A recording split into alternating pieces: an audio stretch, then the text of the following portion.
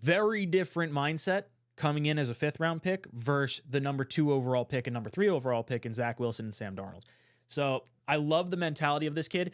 He had his entire NFL dreams and hopes almost smashed to pieces when he broke his ankle back before the college football playoff. So for him to come into the league knowing he cost himself, not himself, but that injury cost himself millions of dollars from falling from a mid-second round pick all the way down to the 5th round.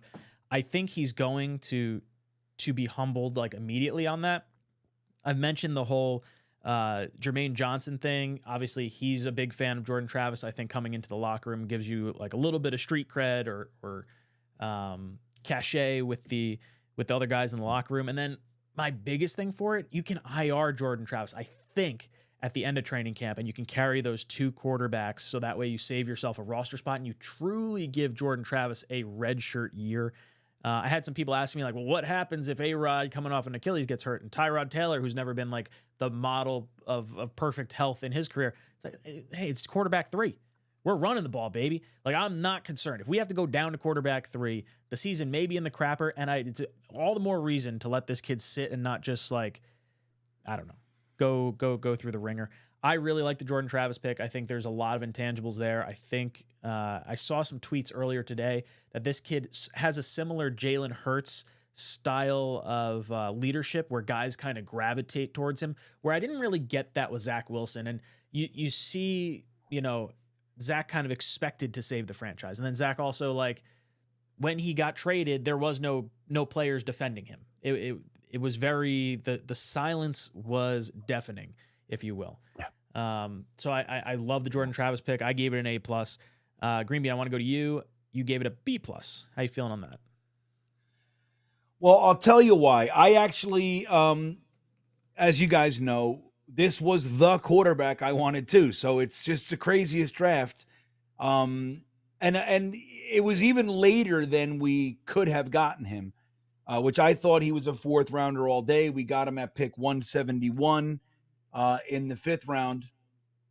So here's why it's a B+, is because we moved around and everything, and then we overpaid to trade up to get him. And that to me seems silly. Now, I haven't, I struggle with the mathematical side of life. So I still need to organize a few thoughts, but we ended up giving away, like, we overpaid by like a full 6th round pick, late 6th round pick, just to jump up to get him when we were already there. We just kept trading back, acquiring these picks. Then we use them to trade up, and then we have to overpay to trade up and get him. So I don't love all that. So I love the player. I love the scenario for this specific player. I think he was the perfect player for this scenario. Learning behind Aaron Rodgers and Tyrod Taylor is kind of an X factor there because he has a similar game, but is a wily vet who's been in the NFL a long time. He's been on a lot of teams. He's found a way to kind of carve out this long career for himself. And he's not an old man yet, but, he's got like kind of that Fitzpatrick thing going where he's maintained this certain level of value and teams are going to want him. And that's what it is. And I think there's a lot of good reason for that. He's a good team guy. And I think, when you tag team, Aaron Rodgers and Tyrod Taylor for Jordan Travis, I think it's a beautiful situation for a guy who's known to be like a consummate team player, really good makeup, and just uber talented, man. Raw has some things to work on. Dom C mentions his throwing motion. It's kind of, I think Dom's words were, and I'll forgive me if I get it wrong, I don't want to put words in his mouth, but he said he has kind of a floaty, loopy throwing motion, but that can be worked on, and we have the time to do it. But the kid has innate, he has those intangibles that just kind of sensing the rush and those kinds of things that not a lot of quarterbacks have. So I think he's a great pick. I didn't love what we ended up having to do to get him when we could have just sat and took him before that. Matt, your thoughts on Jordan Travis?